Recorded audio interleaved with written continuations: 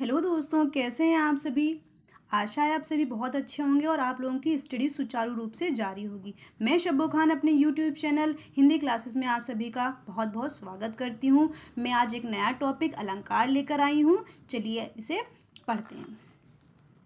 अलंकार ये दो शब्दों से मिलकर बना है। एक शब्द है अलम और कार। अलम धन कार से मिलकर बना है अलंकार। अलम का मतलब होता है शोभा, सुशोभित, और कार का मतलब होता है करने वाला। इसके प्रवर्तक, इसके प्रणेता जो हैं ये भामा हैं। प्रणेता इनको भामा को अलंकार का माना जाता है। अलंकार संप्रदाय जो है भामा की ही देन है। यहाँ मैंने कुछ परिभाषाएं लिखी हुई हैं जिसे आप देख सकते हैं और याद कर सकते हैं। सबसे अच्छी परिभाषा मुझे यहाँ दंडी की लगती है ये, और एक ये केशव। ये दो परिभाषाएं अलंकार को पूर्ण रूप से परिभाषित कर देती हैं।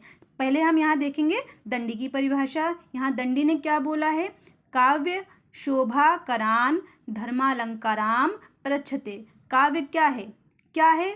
जो काव्य की शोभा करे, काव्य की शोभा बढ़ाए, वही क्या है? अलंकार है।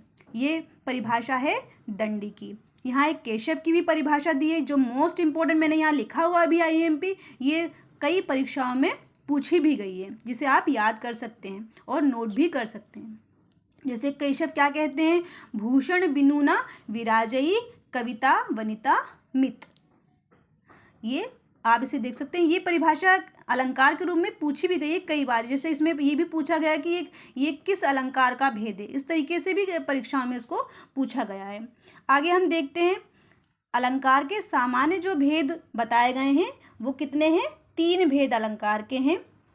शब्दालंकार, और एक है अर्थालंकार, और एक है उभयालंकार। बट मुख्यतः जो हम भेद इसके अलंकार के मानते हैं वो सिर्फ 2 ही मानते हैं, एक शब्दालंकार और एक अर्थालंकार।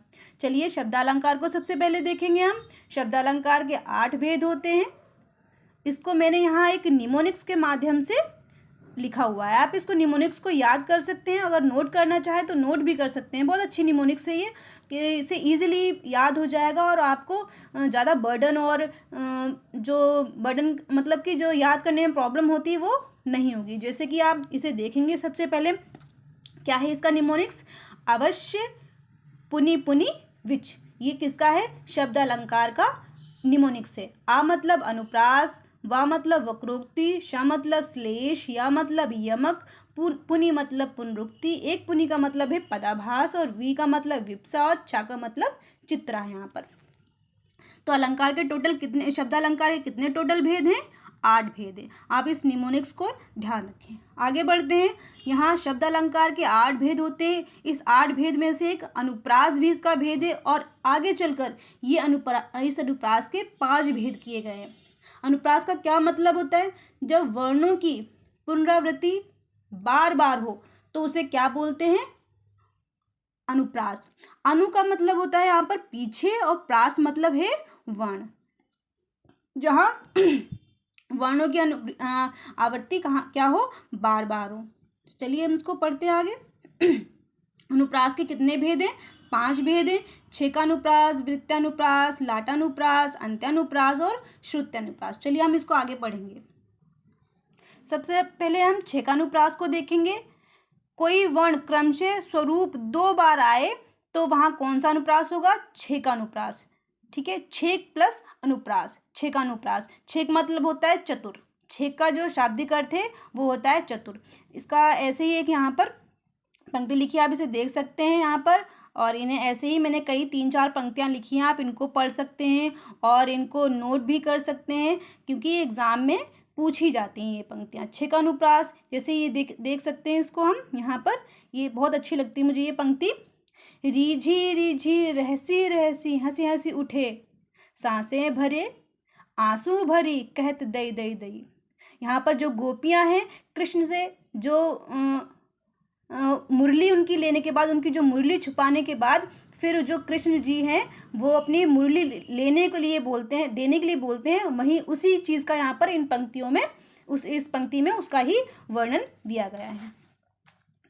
आगे छेकानुप्रास हो गया। अब आगे वृत्तानुप्रास है हमारा, जहाँ एक ही वर्ण की आवृत्ति बार बार हो तो वहाँ वो क्या कहलाएगा, वृत्तानुप्रास। व्रत मतलब पता है ना, व्रत जो हमारा होता है वहाँ पर जिसे आप व्रत स्क्वायर टाइप भी आप इसको समझ सकते हैं, गोला बनाकर स्क्वायर में चार जगह जो होते हैं ना, चार को कर लो, तो उसको भी आप माइंड में अपने एवं सिर्फ ऐसे ही आप एज्यूम कर सकते हैं याद करने के लिए आप। जैसे कि जहाँ देखिए आप इसको, जहाँ एक ही वर्ण की आवृत्ति बार बार हो, जैसे तरिणी तनुजा तट तमाल तरुवर बहु छाए झुके फूल जो जल परसन हित मनहु सुहाए। यहाँ फूल नहीं है, झुके कूल होगा यहाँ पर, ये फूल नहीं होगा, यहाँ कूल होगा। ये आप इसको अगर नोट कर रहे हैं तो आप इसे सही कर लीजिएगा, कूल होगा।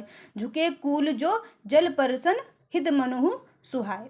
तो यहाँ पर देखिए आप इसको, तरिणी तनुजा तट तमाल, यहाँ पर वर्णों की आवृत्ति क्या हो रही है, बार बार हो रही है, तो आप इसको ये यहाँ पर क्या हो जाएगा, वृत्तानुप्रास हो जाएगा। ऐसे ही एक यहाँ देख सकते हैं, मुदित महीपति मंदिर आए सेवक सचिव सुमंत बुलाए। देखिए यहाँ पे मुदित, यहाँ पर भी, यहाँ भी और यहाँ भी, नीचे सेवक सचिव और सुमंत में यहाँ पर आवृत्ति हो रही, तो यहाँ कौन सा हो जाएगा, वृत्तानुप्रास। आगे चलते हैं, हम आगे देखते हैं। इसके बाद हमारे दो हो गए, छेकानुप्रास, वृत्तानुप्रास और लाटानुप्रास। आगे लाटानुप्रास की आप परिभाषा देख सकते हैं, क्या है, समान बात का दोहराव लेकिन अर्थ क्या निकले उसके, अलग अलग निकले, तो वहाँ क्या होता है, लाटानुप्रास होता है। मतलब ये है कि अगर समान बात, बिल्कुल समान बात कही जा रही है लेकिन उसके अर्थ जो क्या हो रहे हैं, दो अलग अलग निकल रहे हैं, तो वहाँ क्या होगा, लाटानुप्रास होगा। जैसे मैंने यहाँ पंक्ति भी लिखी हुई है, आप उसको देख सकते हैं नीचे, यहाँ देखिए आप इसको, यहाँ देखिए, जैसे तेग बहादुर हाँ वे ही थे गुरु पदवी के पात्र समर्थ। आगे देखिए यहाँ पर क्या है, तेग बहादुर हाँ वे ही थे गुरु पदवी के पात्र समर्थ। अब देखिए नीचे वाली पंक्ति, तेग बहादुर, यहाँ कोमा लगा दिया यहाँ पर, तो तेग बहादुर हाँ वे ही थे गुरु पदवी के पात्र थी जिनके अर्थ, यहाँ दोनों के अर्थ क्या निकल रहे हैं, अलग अलग निकल रहे हैं, लेकिन जब दोहराव हो रहा है लेकिन उसके अर्थ क्या है, अलग अलग है।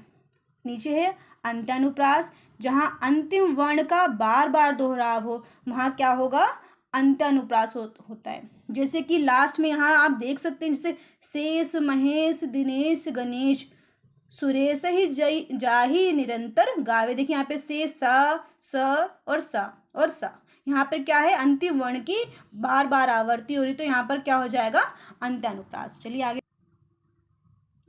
एक पंक्ति और यहाँ लिखी हुई है अंत्यानुप्रास की, कहत नटत रीझत खिजत खिलत मिलत। यहाँ पे दो छूटे हुए हैं, वैसे तो ये 7 क्रीडाएं हैं यहाँ पर, कहत नटत रीझत खिजत मिलत खिलत मिलत लजियात, ये भी अंत्यानुप्रास की पंक्ति है।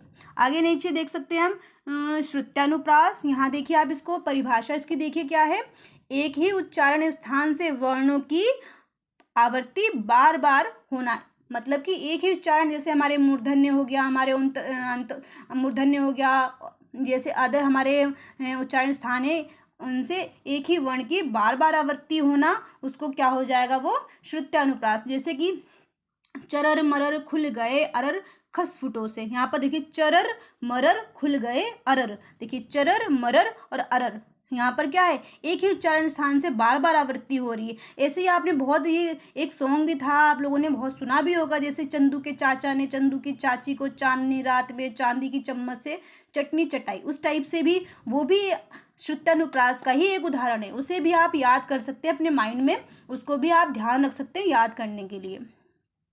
नेक्स्ट हमारा है वक्रोक्ति। वक्रोक्ति का मतलब, यहाँ वक्र मतलब होता है टेढ़ा, वक्रोक्ति अलंकार। इसकी परिभाषा क्या है, प्रश्नवाचक चिन्ह ज्यादातर लगा होता है यहाँ पर। इसको याद करने का तरीका क्या है, अब इसको पहचानने का तरीका, याद करने का नहीं, एक पहचानने का तरीका है कि आप ज्यादातर इसमें क्या होते हैं, प्रश्नवाचक चिन्हों का प्रयोग क्या होता है। वक्रोक्ति मतलब होता है टेढ़ा, जैसे कि कोई बात कही जा रही है, वो सीधे अर्थों में ना कहकर वो टेढ़े अर्थों में कही जा रही है, उसको टेढ़े अर्थों में उसको समझा जा रहा है। जैसे कि आए हूँ मधुमास कि प्रियतम आहे नाही, यहाँ पर नायिका है, ये जो पंक्ति है वो नायिका के द्वारा कही गई है कि आए हूँ मधुमास, की मधुमास तो आ गए हैं, मतलब बादल आ गए हैं, घने बादल हो गए हैं, बारिश का मौसम हो गया, लेकिन क्या है, प्रियतम नहीं आए हैं।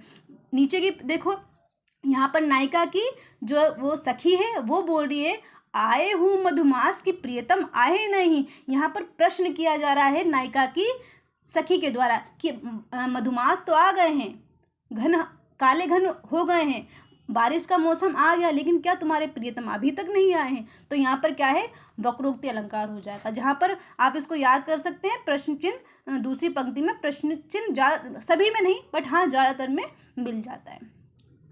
अब आगे हम नेक्स्ट वीडियो में पढ़ेंगे, वरना वीडियो जो है ज़्यादा लंबी हो जाएगी। धन्यवाद।